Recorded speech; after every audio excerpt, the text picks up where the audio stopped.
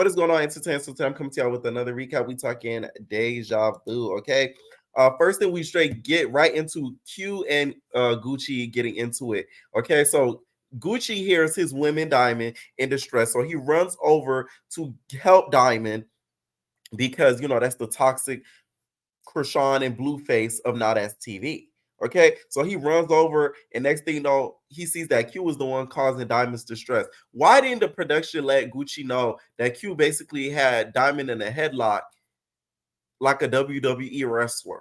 Okay, like they were in Mucha Libres. Like, why didn't y'all let them know that? That to me was kind of weird to me. Like, y'all protecting this man, knowing damn well y'all gonna air it. Y'all might as well have let it out right then and there because now during the reunion, that thing gonna be uncontrollable. Y'all not gonna be able to control it because Gucci wants Q's head on a platter because he saw that he had Diamond's head in a headlock. Okay, so they start fighting. To be honest, Q, you are not a wrestler. Stop grabbing. He grabbing Gucci. Shout out to Gucci. Gucci knows how to fight because he blocks his hits.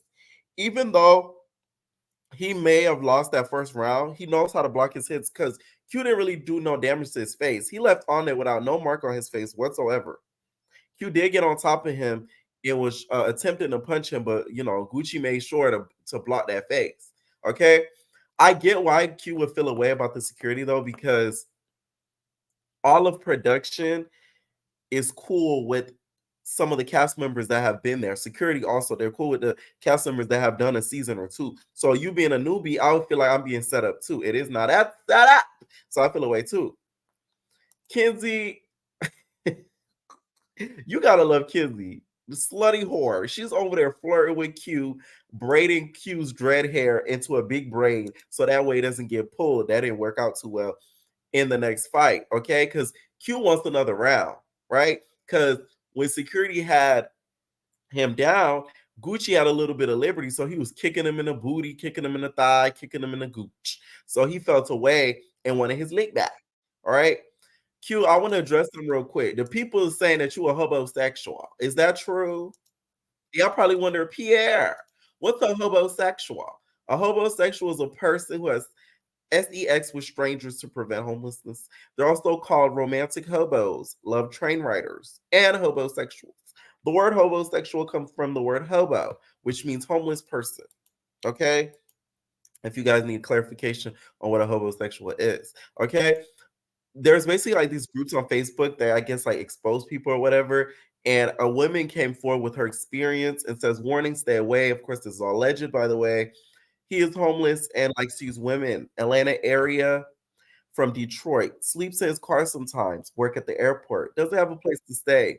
Will actually take you on dates, but before and after the date, he wants you to take plenty of pictures, videos for his IG and TikTok pages. He has two kids in Detroit. He traveled like he's a sugar baby, letting women buy him expensive gifts and put him in nice hotels, but claims he doesn't sleep with any of them. He asked to stay the night at my place. When I asked him to leave, I called hell because he wanted to keep staying. Don't offer to help with anything, not even food. Basically, wanted to use me. Now, I really hope this isn't the case, Q, because I don't think Diamond's gonna be able to deal with that. Diamond doesn't seem like that girl that likes to spoil niggas. She's the type that gets spoiled by niggas. Okay, so you're not gonna be able to pull that off with Diamond because Diamond got a coin and stuff. So don't try that. And this is, of course, all alleged. All right. So Kenzie's just like, yeah, that's my dude. That's my man. I know him from Detroit. That's we cool or whatever. Listen. And he says Detroit. So Kenzie says, keep that in mind. That kind of aligns with the whole Detroit story that I just read. Okay. But Kenzie basically wanted some of Q. Kenzie wanted Q to join the LGBTQ because the girls do say, allegedly that he's a part of the community. All right. So they kick Q out of Diamond's room, and Diamond, she's just like, so yeah, I had all of everybody kick Q out of my room because me and Gucci are going to be in our room together. So Q, he had to be out of there. But before that could happen, they had to get a second round in, and it was game on. Y'all know Diamond. Doing monologues in her confessionals. So they get in the middle of the living room, and they started to go for another round. Gucci ended up winning that round. And Q, you was playing too fair. You talk about, oh, he shouldn't have been allowed to kick and do all this type stuff. You are in the middle of a fight. Why are you giving this man mercy? I beg you for mercy. Yeah, yeah. You shouldn't have been doing that. That's why you messed up, Dookie Back. You shouldn't have been giving him so much mercy. Because he was kicking your face like Suray. He was Jackie Channing you. He scratched you, left you with a foot mark. Suray's foot mark across your face. Like, that's really bad.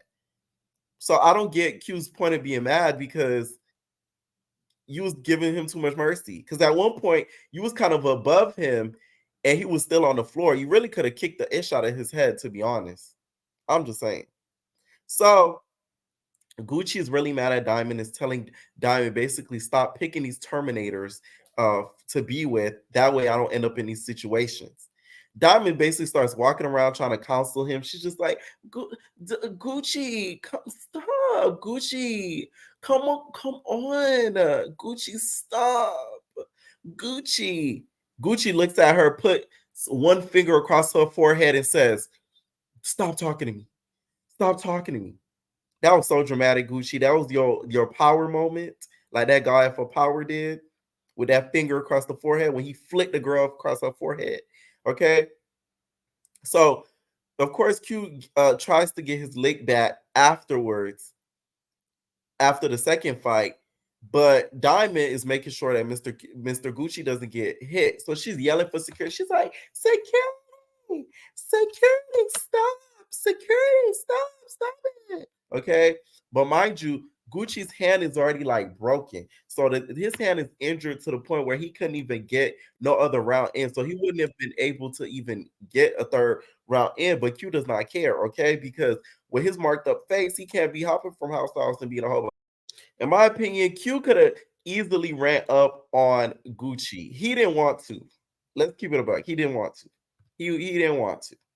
Because that security guard that was between him and Gucci when they went into that kitchen, that wasn't the biggest security guard they had up in that house. There was a bigger one, you know, the one that's going to slap the Q out of Q. I'll tell you that part was the funniest part of the episode. So, uh, Q feels away, right? Because he feels like security was, of course, trying to help out. And while helping out Gucci, he feels that one of the security guards elbowed him in his face. He proceeds to walk up to the security guard, confront the security guard. The security guard is like I wasn't playing favors, bro. Get on my face or something like that. Basically telling him like, relax. I didn't elbow you in the face on purpose. Like, you're doing too much. Proceeds to put his finger in the security guard's face. The security guard had every right to do what he did. I'm sorry. You're lucky he didn't really punch you, because I really feel like that security could have knocked him out. That security flicked that finger so quick, and then he pushed Q back, and he pushed him back again. Q, after that second push, I think Q changed his mind. He was like, yeah, I'm gonna leave Buddy alone. I'm gonna, yeah. He pushed Q so back that big braid that Kenzie made out them dreads, they unraveled. They came apart. That's how far he pushed him back. Okay. Joyce the whole time is kind of clowning Diamond because she's feeling like she was just like, you had to pay a nigga for a room, Diamond. Like you should have basically called the ad. Like, that's weird. Like you paying for deck? Like, you could have just called the ad. That's like paying for deck. Oh my god. Joyce, you would know what that is. You would know. You and the T Girls. Yeah, we know what be going on with them ads. Yeah, you're not slick. So we see Kenzie and Big Body get into it about basically them leaving, I guess, Kenzie's room like nasty. And I'm glad this conversation happened, because although I feel like Kenzie has a point about like the dirtiness and everything, it's the way Kenzie be talking to people. Kenzie thinks she could talk to anybody. I really hope it's just for TV. I really don't think Kenzie be talking to people crazy like that in real life. Because I'm telling you, Kenzie would have been either unalive somewhere or behind jail every other day, like Hood Baby or something. Because I'm telling you, Kenzie be talking to them crazy on these shows, and I'm like, what is wrong with Kenzie? She always mad. Okay. So it was so dirty, I guess, to the point where Kenzie started waking up people in the middle of the night, playing South Central tunes, throwing basketballs and stuff. We even seen a clip of Matt getting up in the middle of the night, standing there looking stupid. That thing looked like a bad Halloween episode. So Big Body and Kenzie sat down and basically talked. And Big Body was just like, "Yeah, but the way you be saying certain stuff, it's like you be talking to me like you don't mess with me and stuff like that." And I think that's the issue with Kenzie with some of the other T girls, and that's why Kenzie has a problem with some of the other T girls too. Because I remember at one point Kenzie told Scott, she was just like, "I'm trying to teach you, baby," like as if she was like a child or something. I'm like, "Why are you talking to Sky like that? Like she's a kid, like." It's the way Kenzie be saying stuff. Her principal will be right sometimes. I will give her that. But the way she be saying it, it's no. Not everybody gonna just take to that. Okay.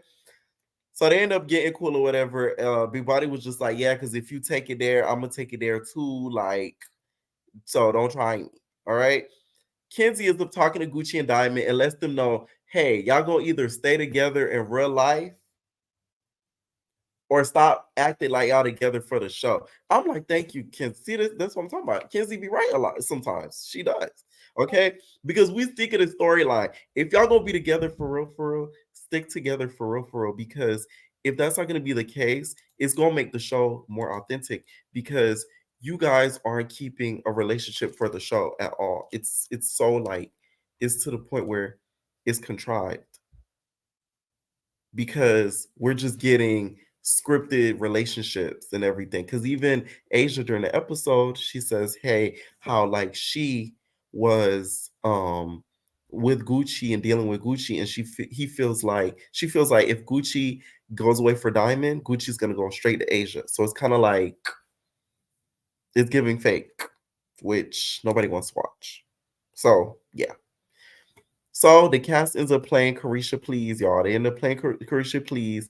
And they ask like questions like, oh, who do you guys think? Who has lit Gooch? Diamond, you know you lit Gucci's Gooch.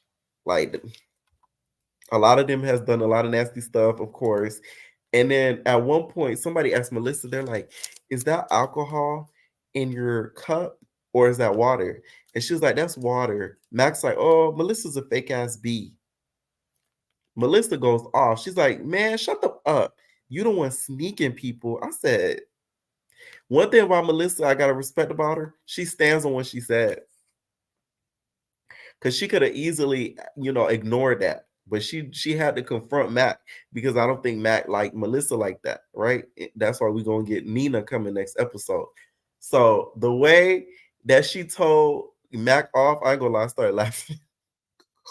Because I don't think Mac expected that. Okay, and Mac, aka Chester from the Cheetos bag, he started going off. He was just like, "Man, that's on crip, nigga. Stop talking to me, nigga.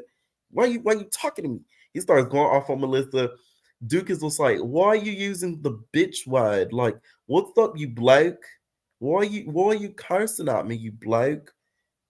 Bloody hell!" Okay, so he starts to feel offended because Gucci because Mac keeps saying the B word. And Mac is basically like, hey, like, if you're trying to defend her, do what you gotta do. And also onto the Gucci and Diamond thing. Diamond the type of girl to get a nigga murked. She needs to be careful with that. You having niggas fight other niggas because you in love with one nigga and dealing with another nigga. That's how these unalivings be happening. She need to be careful with that. Because I hope you're not doing that in real life. Because you gonna F around and end up on the first 48 on my side. Okay? And it's not gonna be cute. So Mac and Duke start going at it, and it looks like next episode Duke gonna be fighting in Melissa honor. And Kenzie did call out Duke and Melissa and basically says that they're effing.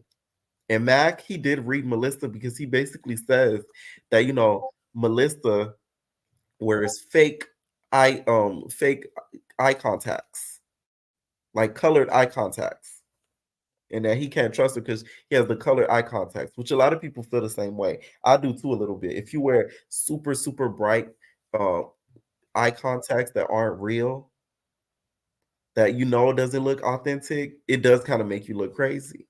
Okay. Let me know what you guys think down below about this episode. Do y'all think Q is actually homosexual? Leave your comments down below, and we're out, babies. No personal thing.